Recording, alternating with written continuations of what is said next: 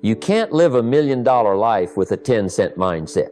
You can dress it up, you can hide it behind ambition or charm, but eventually, your thinking writes the check your life will try to cash. Now, let me offer you a truth I had to wrestle with myself. The soil of your life doesn't produce based on your needs, it produces based on your seeds. And the seed, my friend, is your mindset.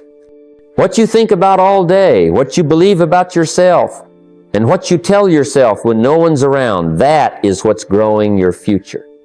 Most people don't stay broke because they lack intelligence or talent. No. They stay broke because they never question the thoughts that built their financial prison. They accept struggle like it's their inheritance. They speak doubt fluently. They rehearse limitation like it's a script someone gave them at birth. But here's what separates the wealthy from the wishful. The wealthy decided to think higher, decided to speak possibility, decided to no longer rent their mind out to mediocrity. They didn't wait for the economy to change or for their boss to give them a raise. They gave themselves a raise by raising their awareness. The greatest wealth is not what's in your wallet. It's what's in your words, your thoughts, your patterns. And if you change those, really change those, everything else will begin to follow. Your habits, your circle, your decisions, your income. So the question is not, can you make more money? The question is, can you become the kind of person who no longer tolerates being broke in mindset, in language, in effort, or in vision? Because if you can fix the root, the fruit will take care of itself. Tonight is not about motivation, it's about a mirror. And when you finally look in it and say, it's me, I'm the one, I must change, that's the day your wealth journey truly begins. Let me tell you something most people miss, not because it's hidden, but because it's too plain to be noticed. The secret to wealth isn't in the big dramatic moves. It's not in the sudden windfall, the lucky break, or the next shiny opportunity. No, the secret sits quietly in the corner, dressed in routine, disguised as discipline. Wealth is born from the habits so boring, most people never bother to master them. Now think about this. The broke mindset is always reaching for the exciting. It's drawn to the thrill of the impulsive buy, the lottery ticket, the flashy trend. But let me ask you how many lottery winners stay rich? Very few, because the money came without the habits to hold it. It's not how much money you can touch, it's how much you can keep and multiply through discipline. That's the foundation. I remember years ago, a young man asked me, what's the first step to wealth? I told him, track your spending for 30 days. He looked at me like I told him to watch paint dry. And that's exactly the problem. He wanted a secret. I gave him a system. He wanted inspiration. I gave him instruction. And because it didn't excite him, he didn't do it. And he stayed broke. Let's talk about budgeting. Most people hear that word and their eyes glaze over. They'd rather go out and make more money than sit down until it were to go. But I'll tell you, until you learn how to manage $1,000, you won't manage $100,000. And if by some miracle you do, you'll lose it just as fast. The habits of budgeting weekly, reviewing your income and expenses, assigning a purpose to every dollar, those are the bricks that build the house called financial independence. Then there's goal review. Now, this may be the most boring ritual of looking at your written goals every week. But let me tell you, every wealthy person I've ever met, studied, or learned from had goals in writing. Specific goals. Read often. Adjusted regularly.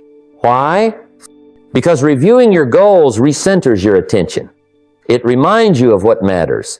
It quiets the distractions and strengthens your resolve. And investing, don't even get me started on that. Everyone wants to invest when the market is booming. But true wealth builders invest when it's boring, when it's steady, when it doesn't feel like much is happening. Month after month, automatically, like clockwork. They don't chase returns, they build a machine. And the machine works quietly, relentlessly, until one day it replaces their need to work altogether. See, broke minds need stimulation. Wealthy minds understand the power of systems. The difference is emotional maturity. Are you willing to do what's effective even when it isn't exciting? That's the real test. Because wealth doesn't come from what you do once in a while, it comes from what you do every single day, whether you feel like it or not. Discipline is the difference between wishing and having. Most people speak only in terms of paychecks, how much they make this month, what their salary is, the raise they're hoping for. That's how we're trained to think. From school to the workplace, the message is clear. Work hard, get paid, spend it, repeat. But if you want to rise above average, you've got to change the language you use and, more importantly, the way you think. Because your vocabulary reflects your vision. And if your language never rises above wages, your life won't either. You see, the wealthy have a different conversation going on. They don't just talk about income, they talk about assets. They talk about equity. They ask, quote, "What do I own that pays me whether I work or not?" Because income is for survival, yes, but assets are for freedom. That's the shift. That's the difference between someone working for money and someone who's made money work for them. Years ago, I had a conversation with a gentleman who earned a healthy income, 6 figures, drove a nice car, wore fine suits. But when I asked him, "What do you own?" he hesitated. "I mean, I have my house and my job pays well," he said. "That's not what I asked," I told him. "I ask what you own that pays you." That's when the truth came out. No assets, no equity, just a great paycheck and a lifestyle to match. He had built a life around looking successful but not becoming free, and that's the trap. Now let me share something simple but powerful. Wealthy people count net worth, not just income. They measure progress in terms of what they control, what appreciates in value, and what produces income without their daily involvement. Businesses, investments, real estate, intellectual property, these are the language of the wealthy. And you don't have to be rich to start speaking that way. You just have to change the questions you ask. Instead of asking, "How much do I make?" start asking, "What can I build? What can I own? What will still pay me even if I take a break?" That's how wealth begins, first in the mind, then in the money. I used to teach that even if you have only a little bit, you can begin. $100 invested is better than $1,000 spent. A small side project that earns while you sleep is worth more than a fancy item that depreciates while you're awake. And this doesn't just affect your finances, it affects your future. When you start thinking in terms of assets, you start making decisions differently. You buy differently. You save differently. You plan differently. And eventually you live differently. Change the language you use when you speak about money, and you'll begin to change the results you get from it. Because the words you use set the thermostat for your financial future. One of the greatest obstacles on the road to wealth isn't lack of opportunity or education, it's emotion. Emotion is powerful, but it's also dangerous when left unchecked. Most people make financial decisions based on how they feel in the moment. They get a bonus and suddenly feel generusto themselves. A hard day leads to impulse spending. A sense of lack breeds panic, and panic produces poor choices. But the wealthy learn something early. The more emotion you remove from money, the more control you gain over your future. Years ago, I learned the power of pre-deciding. Not when you're in the store, not when you're feeling pressured, but before the emotion ever arrives. The wealthy set rules in advance, and they follow them. They don't ask, "Do I feel like saving this month?" They've already set the percentage that goes into savings before the money ever lands. It's not a decision, it's a system. And systems succeed where moods fail. I had to teach myself this. I remember setting what I called my 24-hour rule. If I saw something I wanted, especially something non-essential, I didn't buy it right away. I'd wait 24 hours. And do you know what happened? Half the time, the desire disappeared. I discovered that most financial mistakes are made in a hurry. We tell ourselves, "I deserve this. I've earned this." Or worse, "I might never get the chance again." That's emotional spending dressed in logical disguise. But logic without discipline won't serve you, and discipline without a plan won't last. The wealthy create automation so emotion doesn't have the chance to interfere. Automatic transfers into investment accounts, fixed percentages into savings, monthly contributions into retirement plans.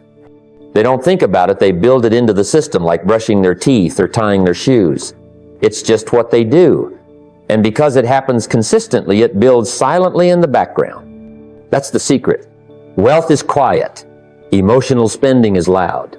Contrast that with what most people do. They shop their moods. A good mood means, let's celebrate. A bad mood means, I need cheering up. And a neutral mood is just a quiet space waiting for the next emotional justification. That cycle never builds wealth, it just deepens dependency. You end up chained to your feelings, not your future. So if you want to shift your results, shift the system. Set your rules in peace and stick to them in pressure. You'll be amazed how much better your money behaves when you stop letting feelings do the talking. Discipline may feel hard in the moment, but regret, my friend, costs much more. One of the most powerful shifts I ever made was learning to attach meaning to my money. Not just value, but meaning. And what I discovered is that money is never neutral. It's always doing one of two things: moving you closer to your freedom or pulling you further away from it. Most people don't ask the right questions before they spend. They ask, can I afford this? But that's not the question the wealthy ask. The question is this helping build my future, or is it borrowing from it? That's what I mean when I say, connect every expense to a future outcome. See, you don't need to be frugal in a fearful way. I'm not talking about pinching every penny until it squeals. I'm talking about becoming financially conscious awake to the long-term impact of your daily choices. A $5 coffee habit doesn't ruin you. But the unconscious habit of spending without checking its alignment with your goals, that's what drains you. A person might spend $500 on entertainment in a month and feel free, but wonder why 10 years go by and they're still in the same financial place. Freedom doesn't come from indulgence. Freedom comes from intentionality. I remember when I started practicing this shift. I'd ask myself every time I pulled out my wallet or looked at a price tag, does this move me closer to freedom, or does it take me further away? Not in a judgmental tone, but in a wise one. That one pause changed everything. Suddenly I became aware.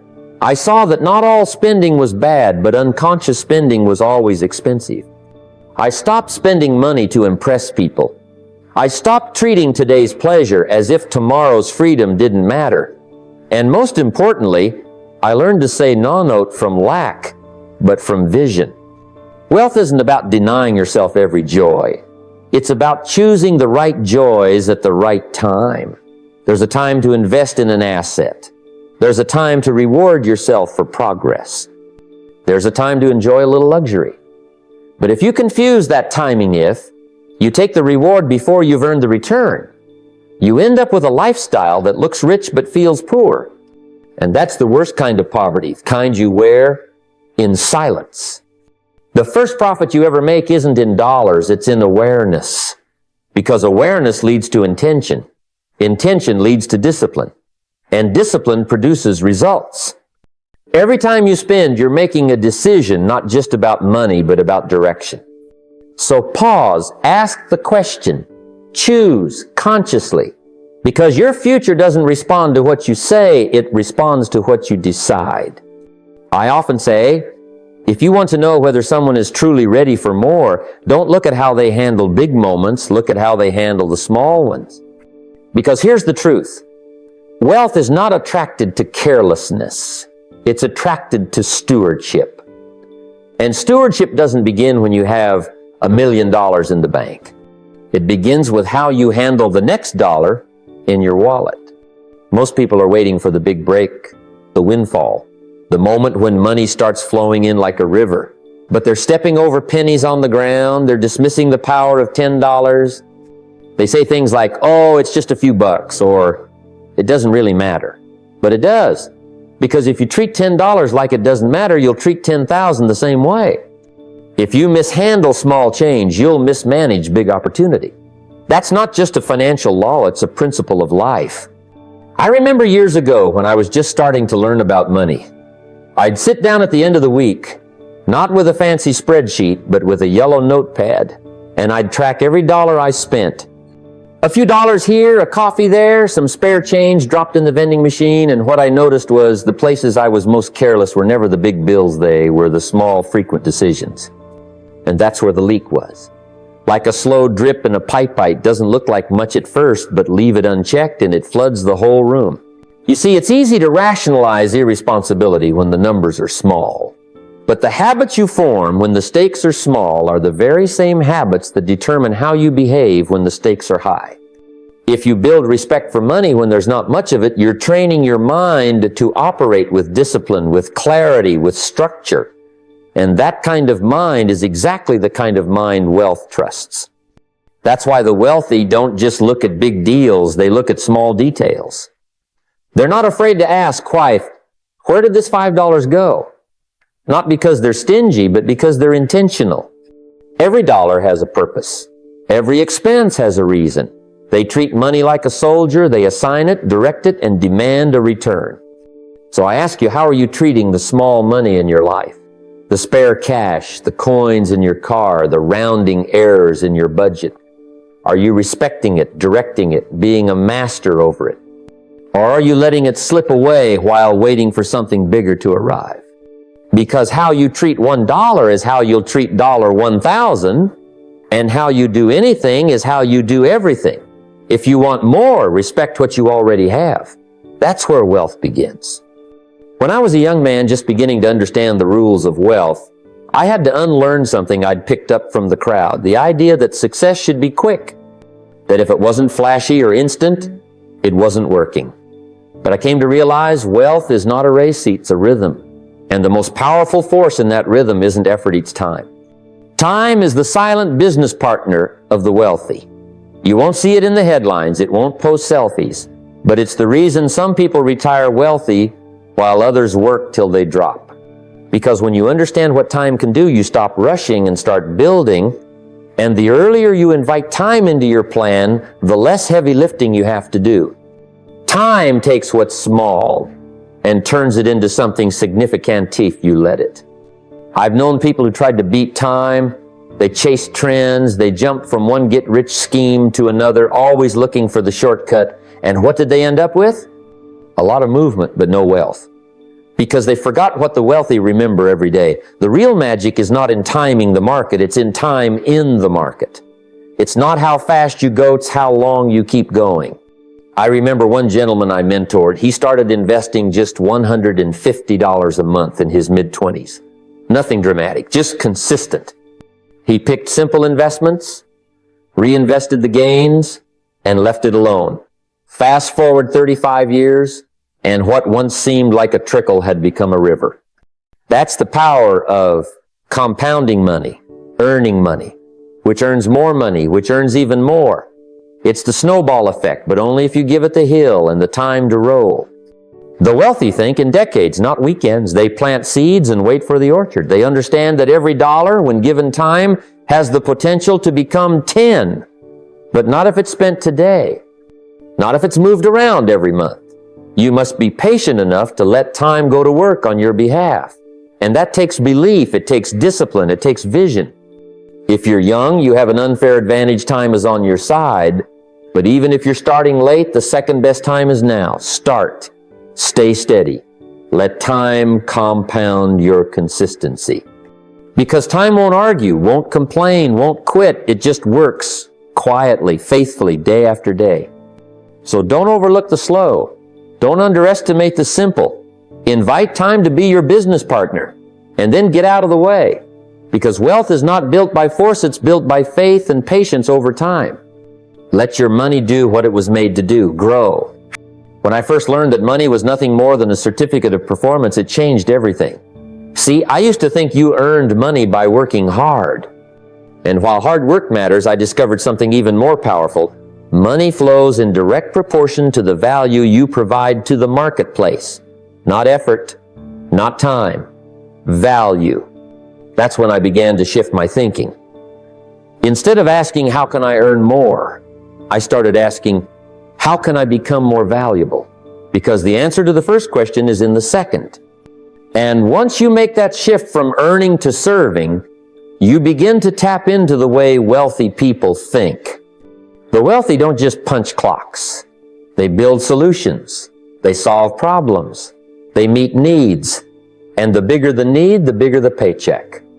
That's why two people can work the same number of hours and earn wildly different incomes. One is busy, the other is valuable. And the marketplace doesn't respond to busy. It responds to value. I remember working with a young man who kept telling me he was overworked and underpaid.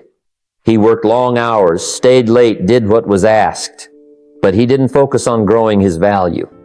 So I asked him, what problems are you solving? What skills are you mastering? What ideas are you bringing to the table? Because if all you bring is time, you'll be paid like a commodity. But when you bring results, when you bring transformation, you can name your price. Think of it like this. Every dollar you earn should be connected to value you've given. Did you help someone save time? Did you help them make more money? Did you improve their experience? Did you create clarity where there was confusion? That's where wealth hides not in hours, but in outcomes. And when you begin to look at money that way, your language changes. You stop saying, they should pay me more. And you start saying, how can I deserve more? Not out of guilt, but out of empowerment. Because you can increase your income by increasing your contribution. You can grow your paycheck by growing your impact. It's not about begging for raises. It's about becoming a person people want to pay more. I challenge you to look at your calendar and your bank account side by side and ask yourself, what value did I create today that justified this income? It's a humbling question, but it's also a powerful one. Because once you associate every dollar you earn with value given, you stop chasing money and start attracting it. Remember, money is a byproduct of usefulness. Become more useful to more people and money will find its way to you. Focus on delivering value and the value will return to you multiplied. I used to believe that the only way to earn more was to work more hours, more hustle, more sweat. But somewhere along the way, I realized something critical. Labor has a ceiling leverage, does not. If your income depends solely on your time, you've built a trap, not a future. The secret is to move from labor to leverage. Now let me be clear, labor is honorable. It builds discipline, character, and a foundation.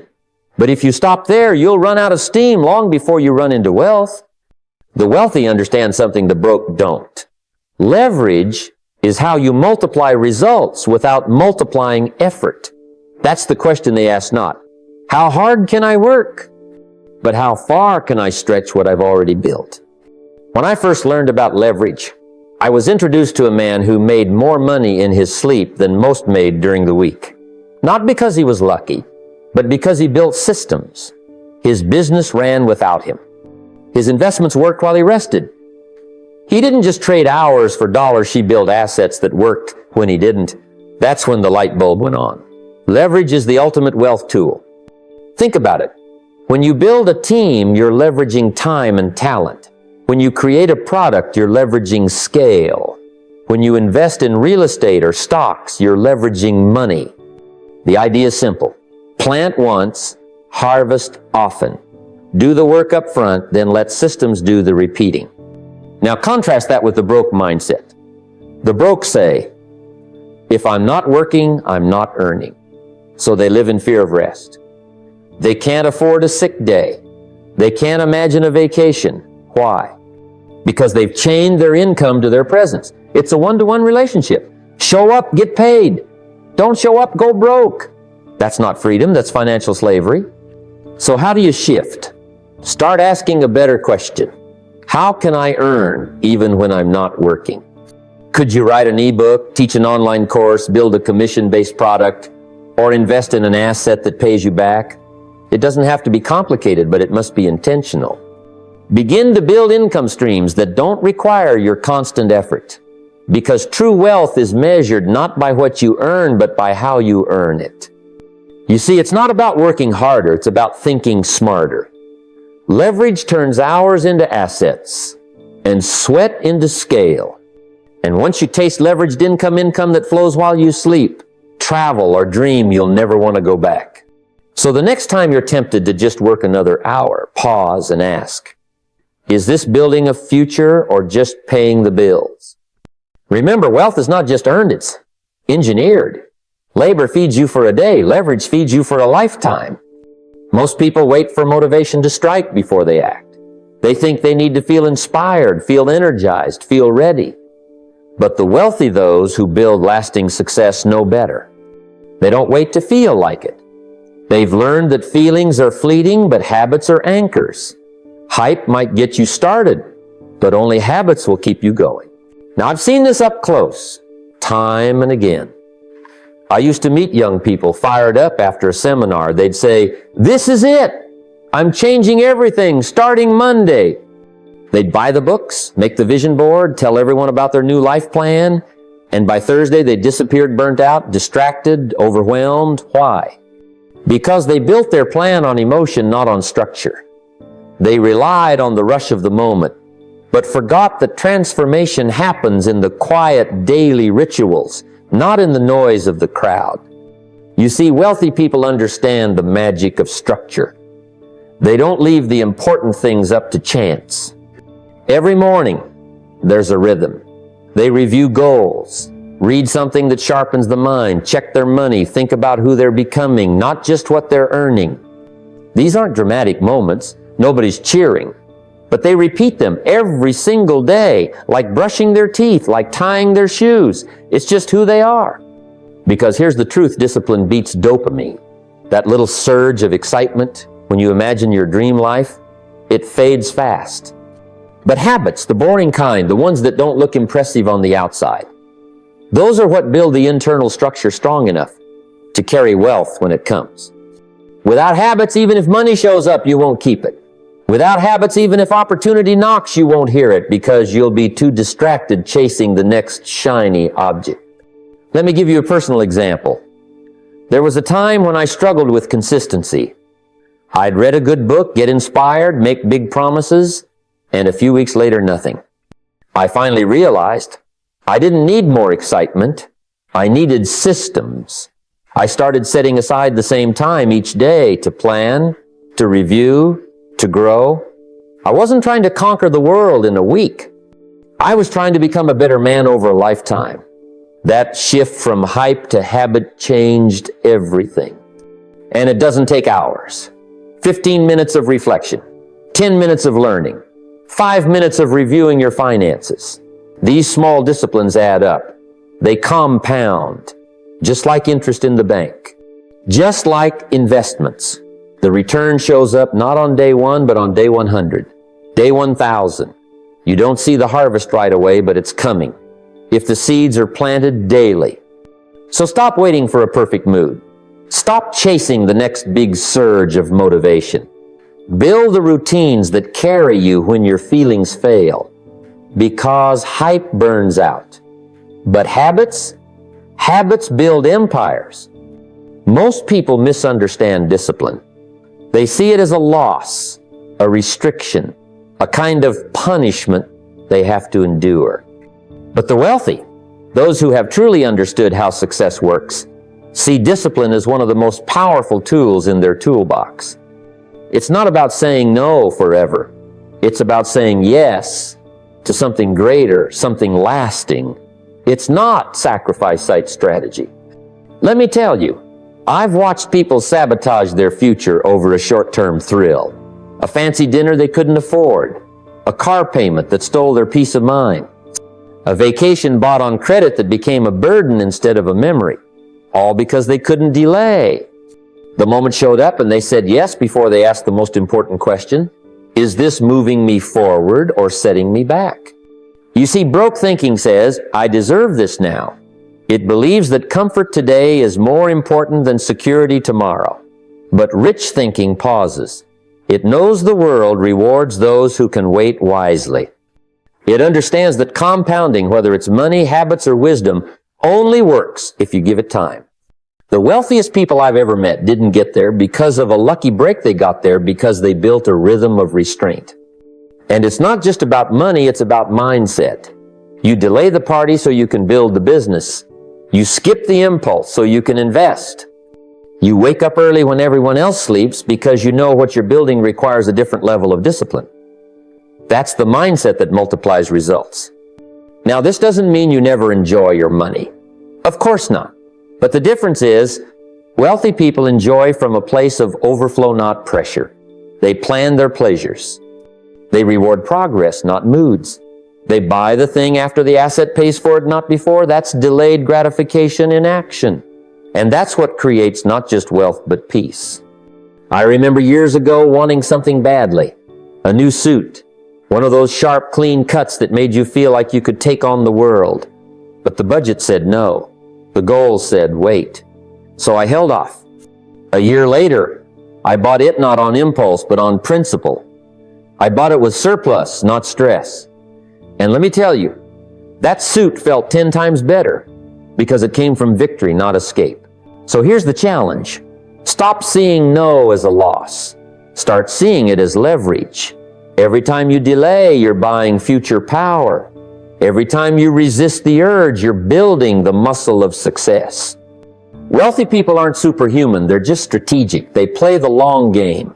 They train their minds to wait because they know what's coming is far greater than what's calling right now. Master your urges, and you'll master your results. Let me tell you something I learned early on. Money by itself is a poor master, but a powerful servant. If you don't give your money a purpose, it will find one for you, and usually it won't be the one that builds your future. One of the most important shifts I ever made was realizing that I wasn't working for money.